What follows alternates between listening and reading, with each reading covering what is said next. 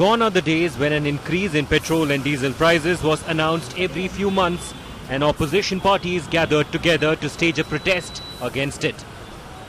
What we are seeing now is almost a daily increase in fuel prices.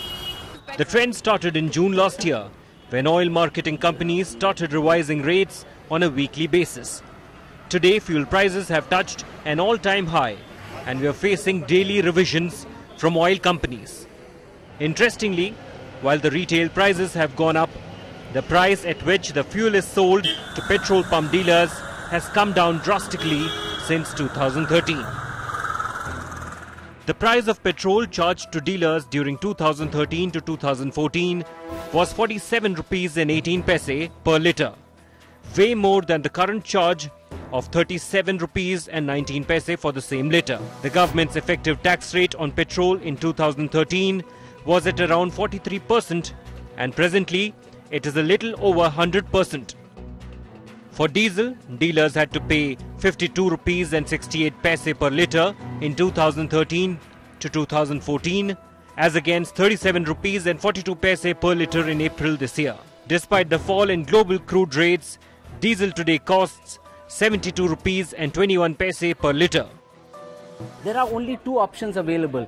First option is that the centre and the states sit together and try and gradually reduce both the excise as well as VAT, maybe half-half on each occasion. If it's a 1 rupee or 2 rupee reduction, maybe 1 rupee each. The other option is to bring it under GST. And GST is going to be a far bigger hit as far as the balance sheets of both centre and state are concerned, because it may cost the government something like 2 lakh crore if it is brought under GST at 18%.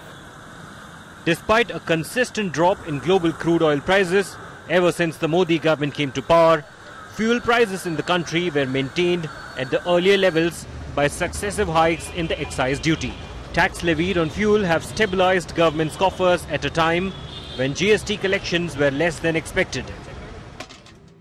The central government takes 19 rupees and 48 paise a litre of excise duty on petrol and 15 rupees and 33 paise per litre on diesel. States have value-added tax or VAT that vary from state to state.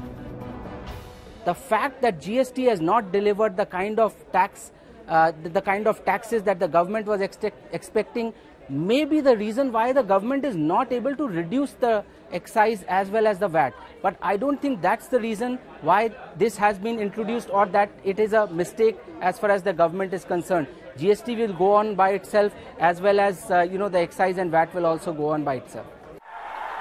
The opposition has accused the Modi government of filling its coffers at the expense of the Aam Aadmi.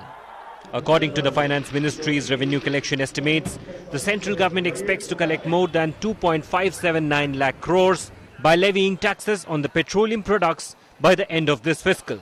This is a massive jump from the gross revenue collection of around 88,600 crore in 2013 to 2014. जब तक GST में शामिल नहीं करेंगे इसको, जब तक हालात ही बनते जाएंगे और तेल कंपनियों को जो है कोई पूछने वाला नहीं रहेगा, अच्छा है कि इनको भी जीएसटी में लाया जाए जिससे कि कैप लग सके, मेरा मानना है, क्योंकि तकलीफ उसको होती है जिसके पास लिमिटेड इनकम होती है. There are three possible solutions, none of them palatable, which stare at the government and ruling party BJP as it contemplates limiting the damage caused by rising petrol and diesel prices across the country. The first is to reduce excise charged by the centre and VAT charged by the states. The second solution is to bring fuel under GST, which has been dangled as a lollipop for a long time. If today they were earning as they were earning in 2013-14, they would be earning about 1 lakh crore out of fuel taxes on fuel. Today they are earning 2,80,000 crore as far as just the centre is concerned. States earn another 2 lakh crore from taxes on fuel. So if they have to reduce these taxes, it's going to be a massive hit. If they have to go back to 2013-14 kind of tax rates, it's just not possible under today's circumstances. Experts say the easiest option before the government is to cut back on excise duty and get states to gradually cut back on VAT. The decision rests with the BJP. Does it want to draw the ire of the public in an election year?